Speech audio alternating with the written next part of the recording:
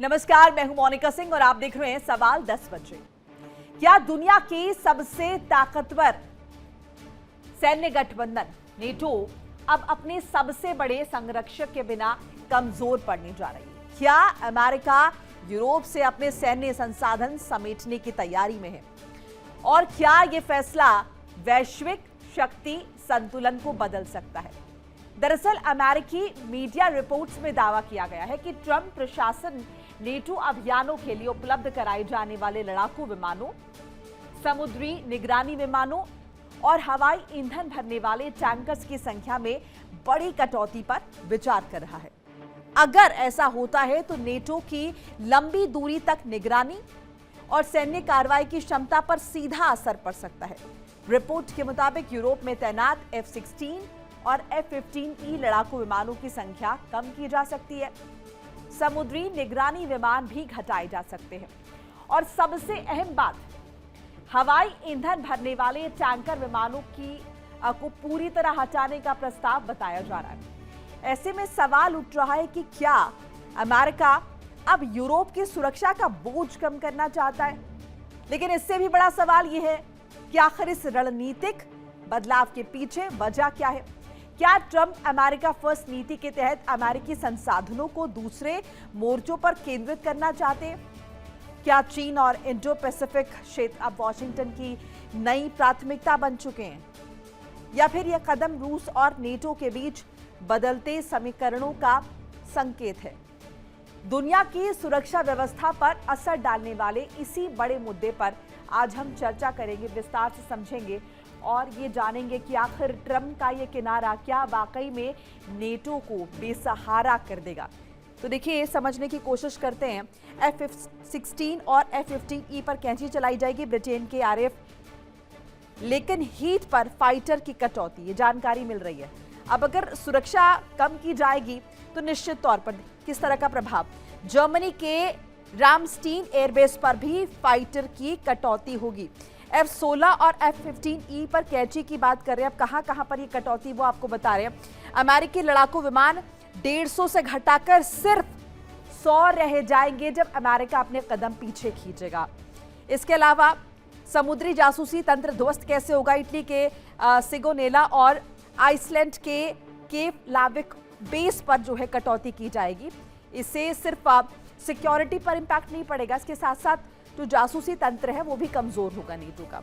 अब देखिए, 26 समुद्री निगरानी विमानों को घटाकर 15 करने की योजना है, इस तरह का प्लान है। इसके अलावा हवाई ईंधन टैंकर पूरी तरह साफ, यूरोप में तैनात रिफ्यूल करने वाले 8 टैंकर हटाए जाएंगे। अमेरिका इन्हें हटा लेगा, डिप्लॉय कहां पर करेगा वो देखना महत्वपूर्ण होगा। इसके अलावा न्यूक्लियर पनडुब्बी की विदाई की बात हो रही है। अमेरिकी न्यूक्लियर सबमरीन बुलाए जाएंगे वापस और इसका इशारा कई दफा दिया जा चुका है। भूमध्य सागर और उत्तर अटलांटिक में ये तैनात हैं। ऐसे में इन्हें यहां से हटाया जाएगा। विमान वाहक पोत का एग्जिट होगा। यूरोप की सुरक्षा में तैनात अमेरिकी एयरक्राफ्ट कैरियर शिफ्ट होगा। ये इंफॉर्मेशन भी निकलकर सामने आ रही है। इसके अलावा उससे जुड़े दर्जनों फाइटर जेट्स भी किए जाएंगे शिफ्ट। अब देखिए, जहां जहां भी सिक्योरिटी में तैनात इन्हें हटाया जाएगा। बॉम्बर ग्रुप्स हुए हैं आधे। यूरोप की रक्षा के लिए तैनात हैं 2 अमेरिकी B-52 जिन्हें हटाए जाने की बात हो रही है, आधे कर दिए जाएंगे। एक B-52 को यूरोप से हमेशा के लिए हटाने का फैसला ये योजना का हिस्सा है। फिलहाल जिस तरह की बातें निकलकर सामने आ रही हैं, B-52 को यूरोप से हटा दिया जाएगा। अब देखिए, निगरानी विमानों के हटने से रूस को क्या खुली छूट मिल जाएगी, क्योंकि सभी की निगाहें इसी तरफ हैं। अगर अमेरिका अपने हाथ पीछे खींच लेगा तो उसके बाद कहीं ना कहीं रशिया को मजबूती मिलेगी। ग्रीनलैंड, आइसलैंड, ब्रिटेन में रूसी पनडुब्बियों को ट्रैक करना असंभव हो जाएगा, क्योंकि फिलहाल अमेरिका की वजह से जो बाकी कंट्रीज है नेटो के, उन्होंने अपना रक्षा बजट जो है वो उतना अच्छा नहीं किया हुआ है। लेकिन अगर अमेरिका हाथ पीछे खींचता है तो निश्चित तौर पर ये बोझ उन पर पड़ेगा। विमान और बॉम्बर्स के जाने से रूस की फिक्र खत्म हो जाएगी। ऐसे में रूस भले ही खुले तौर पर ये ना कहे कि वो नेटो पर अटैक करना चाहता है, लेकिन अगर ऐसा होगा तो चांदी ही चांदी है रशिया की। रूस के अंदरूनी सैन्य ठिकानों पर काउंटर स्ट्राइक मैकेनिज्म जो है वो ठप हो जाएगा। बहुत बड़ा इंपैक्ट पड़ेगा अगर स्थिति ऐसी बनती है। रूस की किंजल और जिरकॉन मिसाइल कैसे रोक पाएंगे, ये बड़ा सवाल है, क्योंकि अभी तो ये दारोमदार अमेरिका के ऊपर था, अमेरिका की मिसाइल, अमेरिका की सैन्य क्षमता। रूसी मिसाइल रोकने के लिए यूरोप के पास एयर डिफेंस सिस्टम नहीं है। ऐसे में क्या करेगा यहां पर यूरोप? अमेरिका के भरोसे थी एस्टोनिया, लातविया और लिथुआनिया की सुरक्षा। तो जो 32 कंट्रीज हैं उनमें कुछ देश तो ऐसे हैं जो वाकई में काफी कमजोर हैं। यूक्रेन के चक्कर में जर्मनी, फ्रांस, ब्रिटेन के हथियार भंडार हो चुके हैं खाली, क्योंकि पूरी की पूरी डिपेंडेंसी अगर हम देखें तो वो अमेरिका पर थी। इन सब के बीच देखिए नेटो से ट्रंप का बदला। ट्रंप के बार बार अनुरोध के बाद भी नेटो ने ईरान जंग से किनारा किया है, जिस पर ट्रंप कई दफा कह भी चुके हैं, कागजी शेर बता चुके हैं, किसी काम का नहीं है नेटो, ये कह चुके हैं।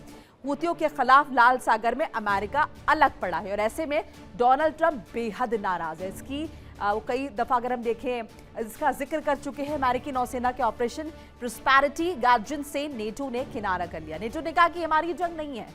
ऐसे में डोनाल्ड ट्रंप ने कहा कि मैं फिर क्यों पाल पोस रहा हूं, क्यों मैं इतना खर्चा कर रहा हूं वहां पर। फ्रांस, जर्मनी से अपने युद्धपोत अमेरिकी कमान के तहत नहीं दिए गए।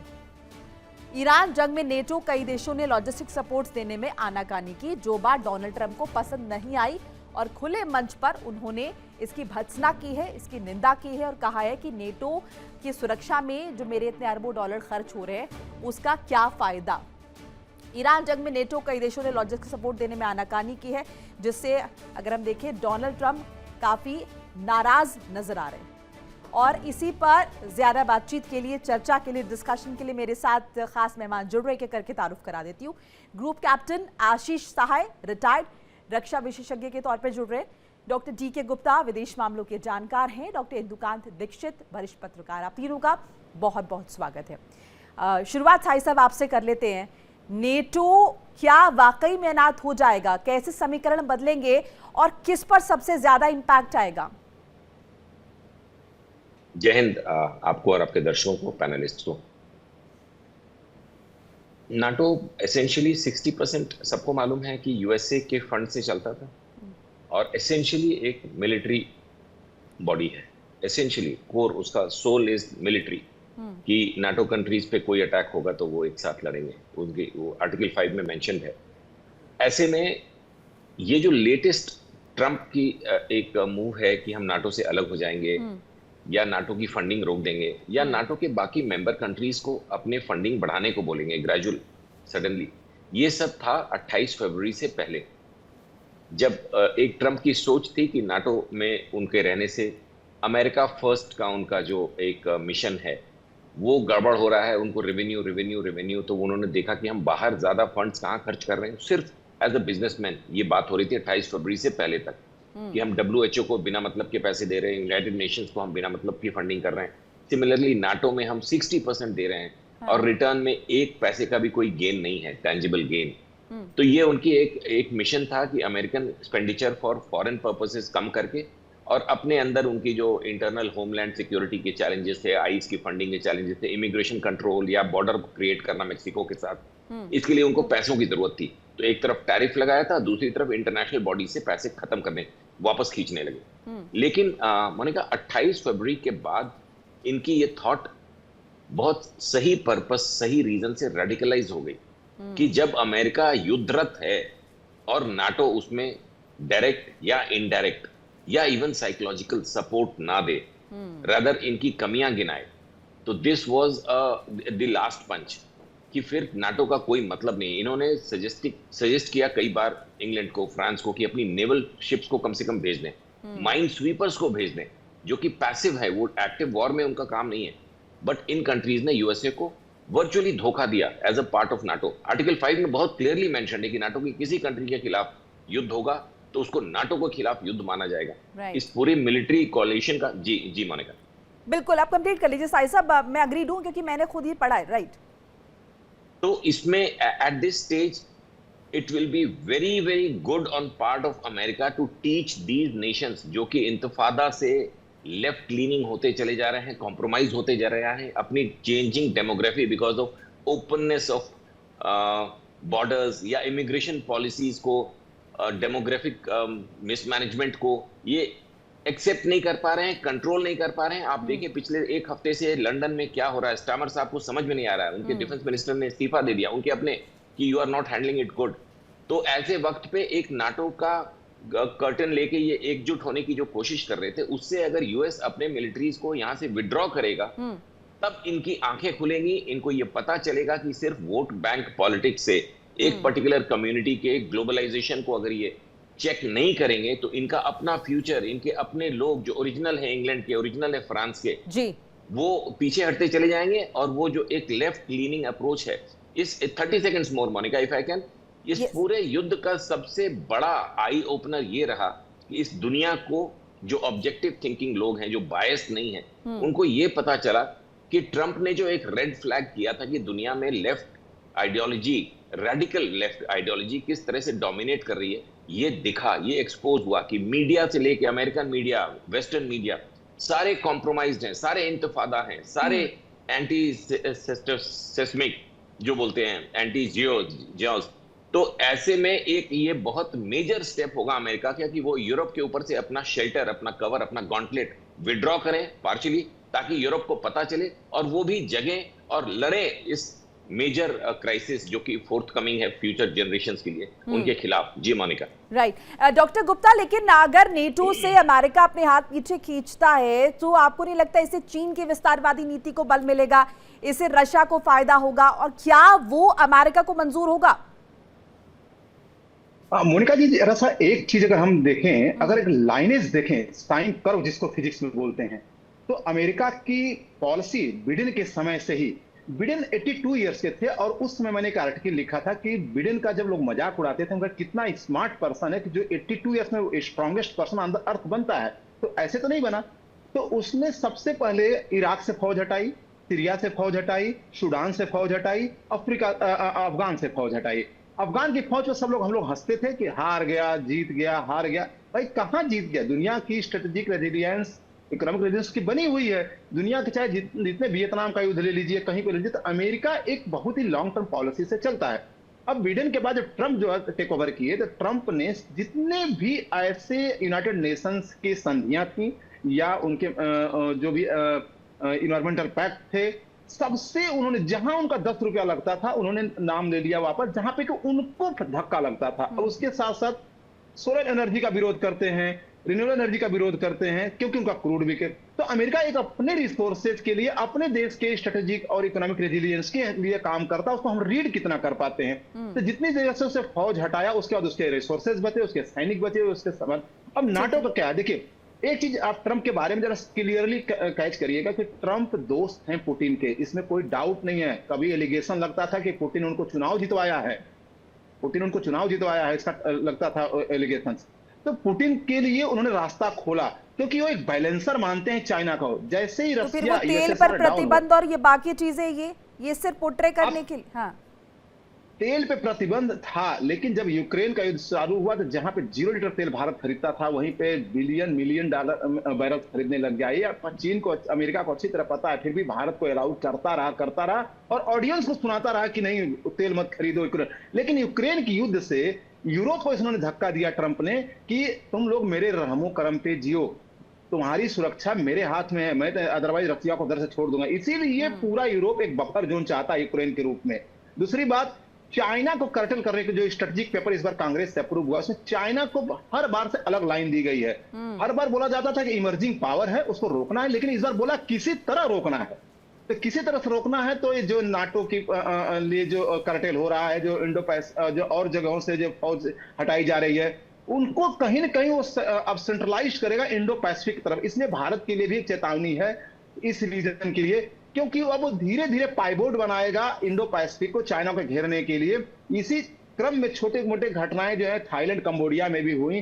तो सारी चीजें जो कर रहे हैं ट्रंप, कहीं ना कहीं एक चाइना को रोकने के लिए और रसिया को सपोर्ट इसलिए कर रहे हैं क्योंकि अगर रसिया जरा सा ऊपर आता है इकोनॉमिकल लेवरेज में और स्ट्रेटेजिकल लेवरेज में, वो चाइना का कंपेटिटर भी है, क्योंकि रसिया खुद नहीं चाहता कि यूएस सिनेरियो में अगर रशिया को सपोर्ट करेंगे डोनाल्ड ट्रंप, तो फिर तो यूक्रेन और रशिया युद्ध की स्थिति क्या होगी? यूक्रेन का जो मसला है, आप यूक्रेन को मसला को आप इस तरह से देखिए कि यूक्रेन प्रॉब्लम किसके लिए है? यूक्रेन प्रॉब्लम यूरोप के लिए है। यूक्रेन कभी अमेरिका के लिए प्रॉब्लम नहीं है। अगर यूक्रेन अगर वहां पे कमजोर होता है तो वहां पे कहीं न कहीं यूरोप कमजोर होगा, क्योंकि सीधे दरवाजे पर आ जाएगा अमेरिका यूरोप के। हाँ। तो ये अमेरिका चाहता है, जब दरवाजे पे रसिया आ जाएगा यूरोप के, तो यूरोप के लोग जो आज बहुत बातें कर रहे हैं अमेरिका के खिलाफ, वो फिर से रिक्वेस्ट करेंगे कि हमको सपोर्ट दीजिए। तो इस सारी स्ट्रेटेजी ये है कि किस तरह से यूरोप को भी अपने कब्जा में रखा जाए, चाइना कंट्रोल करने की जरा सा रसिया को ऊपर उठाना पड़ेगा ताकि रसिया कंट्रोल, क्योंकि रसिया नहीं चाहता कि चाइना आगे जाए।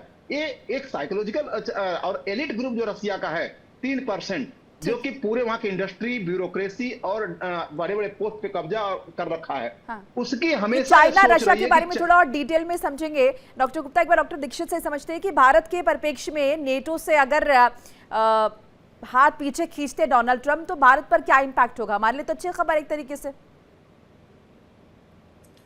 नहीं मोनिका जी नमस्कार, हमारे जितने को पहले सुनको नमस्कार।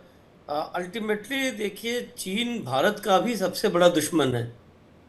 जो जॉर्ज फर्नांडिस साहब ने डिफेंस मिनिस्टर के तौर पे वाजपेयी सरकार में कहा था पहली बार खुल करके, और उसको आप जितना भी टालने से बात नहीं बनने वाली है। लेकिन मैं मानता हूँ इन सब चीज़ों से हटके कि नाटो से हाथ खींचने का अभी हम एक पर्सपेक्टिव देख रहे हैं शायद कि उसका नुकसान यूरोप को होगा, लेकिन इसका पर्सपेक्टिव पूरी दुनिया के लिए, यूरोप के लिए, अमेरिका के लिए भी है। आज दुनिया में सबसे कठिन क्या होता है? अमेरिका जिस जगह पे है जियोग्राफिकली, वहां से वो चाइना तक कैसे पहुंचेगा, वहां से वो मिडिल ईस्ट में कैसे पहुंचेगा, वहां से वो इंडिया या हिंद महासागर में कहां से पहुंचेगा, पाकिस्तान में कैसे पहुंचेगा। तो जो उसको ये यूरोपियन कंट्रीज में बेस मिले हुए हैं, नाटो कंट्रीज के नाम पे जो उन्होंने संगठन बनाया, वहां उनको अनफ्रिडल्ड सारी चीजें मिलती हैं। उसके लिए चूंकि एक समझौता है, जैसा आर्टिकल 5 की बात किया ग्रुप कैप्टन आशीष जी ने, कि उसके तहत कुछ भी वो एक्शन लेते हैं तो वो सारे के सारे को माना जाता है कि उनका एकजुट सबके खिलाफ एक्शन है। अब आप देखिए, ब्रिटेन के खिलाफ द्वितीय विश्व युद्ध के बाद कोई बड़ी घटना, फॉकलैंड युद्ध और एक दो चीजें छोड़ती तो नहीं हुई हैं। इसी प्रकार फ्रांस के खिलाफ कोई व्यक्तिगत तौर पे नहीं हुआ है, स्कैंडिनेवियन कंट्रीज के खिलाफ कुछ नहीं हुआ है। लेकिन यूरोप को छोड़ दें तो अमेरिका पूरी दुनिया के हर कन्फ्लिक्ट में इन्वॉल्व रहा है, और उसमें चाहे वो पिछला 90s का इराक ईरान वार हो, चाहे कहीं भी हो, या इवन यूक्रेन में, तो उन्हें अगर तत्काल रूस के खिलाफ, चीन के खिलाफ, अफगानिस्तान में इस्लामिक फोर्सेस के खिलाफ, आईसिस के खिलाफ कुछ करना हुआ तो ये गल्फ कंट्रीज से, यूरोपियन कंट्रीज से बेस से वो अपना काम करता है। अब यहाँ से विड्रॉ करने की बात करना तो आसान है, लेकिन अगर एक बार एक्चुअल विड्रॉल करते हैं तो आज उन्होंने अपने अड्डों को यूज नहीं करने दिया ईरान के खिलाफ, कल को उन्होंने अपने अड्डे खत्म करा दिए अपने यहाँ से अमेरिका के, तो अमेरिका भी बेसहारा और अकेला हो जाएगा। तो आप ये कह रहे हैं कि नेटो से हाथ खींचना इतना आसान नहीं है, ये गीदड़ भपकी भी हो सकती है। आशीष साहब, आपका क्या मानना है इस पर? साई साहब, क्या ये अभी भी पार्शियल हाथ खींचे जाएंगे? क्या अभी अमेरिका सिर्फ डरा रहा है नेटो कंट्रीज को, या फिर एक्चुअली में वो अब एग्जिट कर लेगा वहां से? मोनिका, हाँ, ये बहुत इंपॉर्टेंट मुद्दा है। एक तो इंटरनेशनल स्टडीज का एक बड़ा मेजर मुद्दा है कि जब ये बने थे नाटो, उसके 5-6 साल बाद यूएसएसआर ने वॉर्सो पैक्ट किया था इनको काउंटर करने के लिए। It was just a outcome of second world war, जहां इनको लगा कि 27-20 कंट्रीज एक साथ मिलकर किसी पे अटैक कर सकती हैं। हिटलर, जर्मनी, मित्र राष्ट्र जो नाम आपने सुने होंगे, उसकी वजह से उन्होंने एक अम्ब्रेला, जो कि उस समय रेलिवेंट था, और जैसे ही नाटो बना था 6 साल के बाद वॉर्सो पैक्ट हो गया। यूएसएसआर ने ईस्टर्न ब्लॉक की सारी कंट्रीज, हंगरी, पोलैंड, ये सारे मिलकर वॉर्सो बनाए थे। जब यूएसएसआर का डिसइंटीग्रेशन हुआ और वो रशिया और उसके बाकी देशों में बट गया और वॉर्सो पैक्ट ऑटोमेटिकली कोलैप्स हो गया, उसके बाद नाटो की रेलेवेंस अगर कोई ग्लोबल लेंस में देखता कि अब ये इतनी कंट्रीज का एक ग्लोबल पावर बना के आप किससे लड़ने की, या आपका कौन सा ऐसा एनिमी है? अगर बायलैटरल लड़ाइयां होती हैं, रशिया यूक्रेन में हो रही है, या कोई भी बायलैटरल इंडिया पाकिस्तान, उसमें इस तरह के ग्लोबल एक मिलिट्री की क्या रेलेवेंस है आज की तारीख में? तो अमेरिका करना क्या चाह रहा है? टू माय अंडरस्टैंडिंग, एक तो वो एक मैसेजिंग है नाटो को कि अगर आप लोग इतना यूजलेस हैं तो I am not going to pay you, this money is required for America's development, number 1। और number 2, at the same time, जो अभी दीक्षित साहब ने कहा बहुत सही बात, कि उनकी ग्लोबल रीच को ये खत्म कर देगा। एक ग्लोबल रीच है अमेरिका की by having multiple military bases across the world, तो यहां से ये टोटल विड्रॉ नहीं कर पाएंगे। और तीसरा एक मेजर रीजन होगा टोटल विड्रॉल को चैलेंज करने का, रोकने का, वो है इनके business requirements. Military hardware makes a huge proportion of American GDP. अगर ये जहाज यहां से विड्रॉ कर लेंगे, लड़ाइयां नहीं करेंगे, गोला बारूद नहीं देंगे यूरोप को, तो इनके यहाँ बिजनेस का एक रिसेशन की तरफ चला जाएगा, क्योंकि वो एक मेजर जीडीपी इशू है। तो टोटल नहीं हटा पाएंगे मोनिका। इसी पॉइंट के संदर्भ में मैंने ये सवाल पूछा भी था पहले आपके को पैनलिस्ट से कि क्या भारत के लिए कोई स्कोप इसमें हो सकता है, क्योंकि अगर अमेरिका के हथियार नहीं जाएंगे तो क्या कहां से वो लोग हथियार खरीदेंगे, तो क्या भारत वो एक ऑप्शन बन सकता है? डॉक्टर गुप्ता, एक छोटा सा कमेंट। ये देखिए, पहले तो नाटो का देखिए, नाटो अभी तक केवल एक बार अमेरिका के लिए लड़ा है, दैट इज अफगानिस्तान में। ऑफिशियली एक ही बार लड़ा है, वैसे इनको इंग्लैंड वगैरह, ऑस्ट्रेलिया वगैरह सपोर्ट करते हैं हर मिशन में। और नाटो का एक बहुत बड़ा रोबस्ट सिस्टम है। पहले आर्टिकल 1 ये कहता है कि डिप्लोमेसी के थ्रू हम पहले उसको करेंगे, यूनाइटेड नेशंस जो होगा उसको करेंगे। इसलिए अमेरिका का हर फ्रंट पे सपोर्ट नहीं करता। इवन इराक के युद्ध में भी जो है नाटो नहीं आया था। आर्टिकल 5 ये कहता है कि अटैक किसी एक देश पे दूसरे देश में मिसाइल मार दिया, इससे हमने तुरंत नहीं करेंगे। इस बार वाले युद्ध में नाटो ने क्यों नहीं सपोर्ट किया अमेरिका को? क्योंकि अमेरिका के किसी भी बेस पर या किसी उसके देश पर कहीं पर भी एक अटैक नहीं हुआ था। और जो भी अटैक हुआ था अमेरिका की तरफ से हुआ था, शुरुआत में ईरान की तरफ। और उसके बाद इसका मोटो है कि हम डिफेंड करेंगे, न कि अटैक करेंगे। ये नाटो के आर्टिकल्स में लिखा हुआ है। और आर्टिकल 6 करता है कि टेरिटरीज इन यूरोप और नॉर्थ अमेरिका। अब देखिए, नाटो के सारे बेस ज्यादातर यूरोप में, और एक टर्कियों को देखना अगर इंडो पैसिफिक के नजदीक ही बना है। और वो इसलिए था कि कहीं न कहीं उसको यूएसएसआर को कर्टेल करना था उस समय। लेकिन अब यूएसएसआर कहीं 2.5 ट्रिलियन इकोनॉमी के साथ एक बैक ट्रैक पे चला गया है, तब वहां पे उसकी इतनी रिक्वायरमेंट नहीं है। लेकिन एक चीज है कि वार इकोनॉमी अमेरिका की है। आज 43% दुनिया का हथियार अमेरिका बेच रहा है, और बिडेन के समय 37% बेचता था। एक केवल परचेजिंग जो हो रही है यूक्रेन के युद्ध से लेकर मिडिल ईस्ट के युद्ध के तो नाटो को कभी भी डिसबैंड नहीं करेगा अमेरिका, ये धमकी है। लेकिन ये पार्शियली मुमकिन है। डॉक्टर दीक्षित, छोटा सा 20 सेकंड्स का क्लोजिंग कमेंट, वक्त इतना ही मेरे पास फिलहाल है।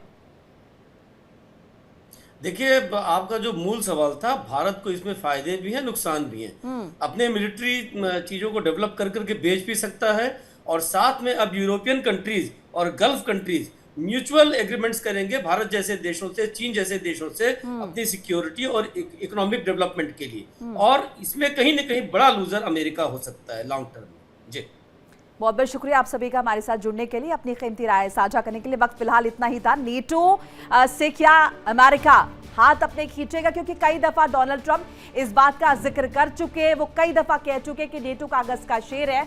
और जब डोनाल्ड ट्रंप को अमेरिका को इसकी जरूरत पड़ी ईरान युद्ध में, तब नेटो कंट्रीज खुलकर सामने नहीं आए। बहरहाल देखना होगा ये डिसीजन किस तरीके का होगा। क्या पार्शियली अमेरिका वहां से अपनी सैन्य क्षमता हटाता है, या फिर कुछ और डिसीजन जो है वो कॉन्क्रीट या फिर सख्त लिए जाते हैं? एक छोटा सा ब्रेक लेना होगा। इंडिया डेली आपके स्मार्ट टीवी पर भी मौजूद है। देखिए इंडिया डेली 24/7 अब आपके स्मार्ट टीवी पर। इंडिया डेली मौजूद है सभी डिजिटल प्लेटफॉर्म पर लाइव और लगातार। इंडिया डेली 24/7 हर दिन राष्ट्र को समर्पित।